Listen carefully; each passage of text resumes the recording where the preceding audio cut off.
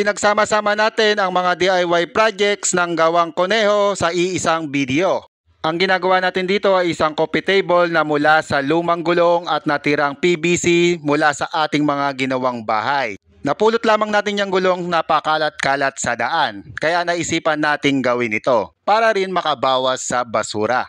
Kadalasan naman ng mga ginagawang project ng gawang kuneho ay mula sa resiklo. At yan, mga basag-basag na tiles ay nilagay din natin at yung puti na yan ay tile grout yan. Maraming nagkagusto sa project na ito at napagbintangan pa nga tayong ninakaw lang natin ang video. Pero ako ho talaga ang gumawa niyan. Pero yung idea niyan ay hindi sa akin nang galing. Mula sa mga patapon, nakagawa tayo ng simpleng coffee table. Ang project naman na ito ay isang simpleng kalan. Yung timbang ginamit natin dyan ay galing yan sa pinagbuhusan ng semento, nagkatupi-tupi, inayos lang natin ng konti para mapakinabangan pa imbis na itapon lang. Noon pa man ay naggagawa na ako ng kalan dahil galing naman tayo sa kahirapan kaya meron tayong mga ganitong ideya.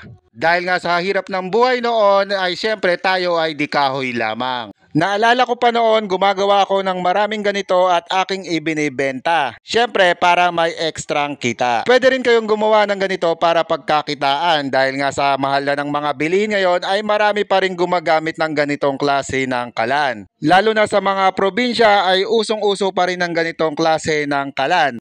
Isa pa ay masarap ang luto sa kahoy kung inyo nang natikman. At dahil nga sa hilig natin gumawa ng kalan ay hindi rin tayo nagpahuli, sinubukan rin natin itong nauuso na kalan na delangis. Medyo may kahirapan lang itong gawin kasi kinakailangan mo ng power tools at ng welding machine.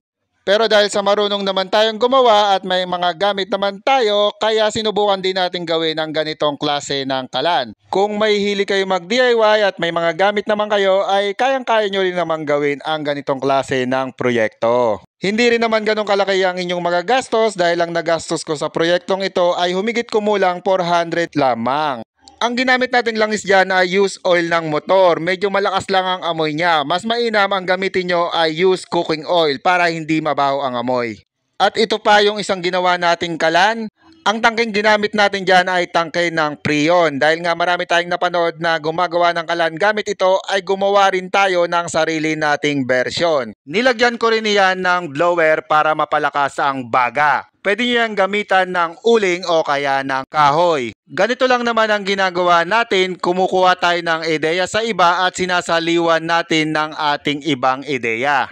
Kaya sa mga magsasabi na gaya-gaya lang tayo, yes, tama kayo dyan. Pero hindi naman talaga natin ginagaya ng 100%. Dahil meron rin naman tayong sariling ideya na isasama natin sa ibang ideya para makabuo ng bagong ideya. Kaya sa mga mahilig mag-DIY po, pwede nyo ring subukan ang proyektong ito.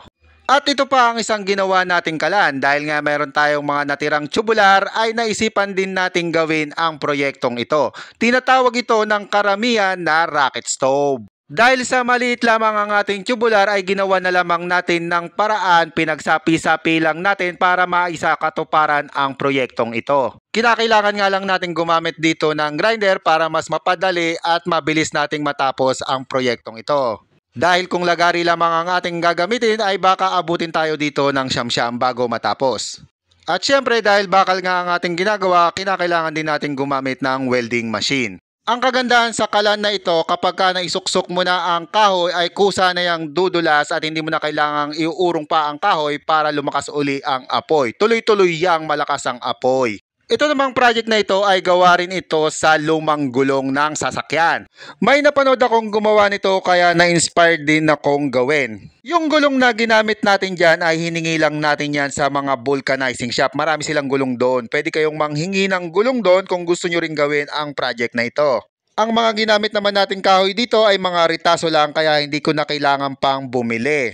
Pati ang pintura, mga tira-tira lamang yan at ginamit natin uli para hindi na tayo gumastos pa. At yung foam naman na ginamit natin dyan, hiningi lang natin yan sa nag-a-upholstery. Buti na lang mabait sila at napagbigyan tayo. At yung tela namang ginamit natin dyan ay galing lang yan sa luma naming punda na hindi na ginagamit. Ayan, tinapal ko dyan. Itong sunod na project na ginagawa natin ay bata pa lamang ako nung una kong nagawa ang proyektong ito. Hindi pa uso ang internet noon kaya masasabi ko na sarili kong ideya ito. Kung mahihilig kayong mag-alaga ng mga ibon at naliliitan at namamahalan kayo sa mga ibinibentang hawla sa mga tindahan, po pwede nyong gawin ang proyektong ito. Ang ginastos ko lang dito ay 100 lamang dahil yung screen lang naman ang binili natin. At yung ginamit nating takip ng ventilador ay galing yan sa sira kong ventilador. Pero kung wala kayong ganyan ay pwede naman kayong makabili sa mga junk shop. Meron yan doon. At yung bahay itlugan ng ibon, ginawa lang natin yan galing sa ating mga ritasong plywood. Meron din naman yang nabibili sa mga pet shop pero syempre mas makakatipid kung kayo na mismo ang gagawa. Ganyan lang yang kasimple at meron na tayong malaking hawla para sa ating mga alagang ibon. Ito namang project na ito, alam ko marami na rin sa inyong nakagawa nito. Siyempre, kabataan natin, wala tayong mga laruan. Tayo na mismo ang gagawa ng ating mga laruan. Medyo iniba nga lang natin ang ating pagkakagawa dito dahil imbis na segunda manong bearing ang ating ilagay ay gomang gulong na ang ating nilagay kasi nga sobrang ingay. Ngayon pa naman ay bawal na mag-ingay. Noong araw, usong-uso ang ganitong laruan sa lansangan. Napakaingay talaga. Naalala ko pa sa sobrang ingay, binuhusan kami ng tubig ni Aling Tale. Buti na lang may kabilisan ako noon kaya hindi ako tinamaan ni Aling Tale. Shoutout nga pala kay Aling Tale. Sana naalala nyo pa ako. Ang tawag ng iba dito ay scooter. Ang tawag naman ng iba ay trolley. Kayo, ano bang tawag nito sa inyong lugar? At ito pa nga ang isang laruan na ginagawa natin. Ito, hindi natin iniba ang pagkakagawa. Kung ano ang pagkagawa natin noon, ganon din natin ginawa ngayon. Ang ginamit nating gulong dyan ay mga segunda manong bearing. Nako, talagang maingay ito. Kapag meron kang ganitong klase ng laruan, siguradong bidang-bida ka sa inyong samahan. Dahil syempre, hindi naman lahat marunong gumawa. Kapag ka meron ka nito, ikaw ang boss. Mga tagatulak mo lang ang iyong mga kaibigan para sila ay makaisa din sa iyong laruan. Kahit hindi pa ako ganoon karunungan noong araw para humawak ng lagar at martilyo, ay pinagsikapan natin gumawa ng ganitong klase ng laruan kasi nga uso to noon. At syempre, pabida-bida rin kasi tayo nung bata tayo kaya hindi tayo papahuli sa mga merong ganito. Kaya gumawa rin tayo ng ganitong klase ng laruan.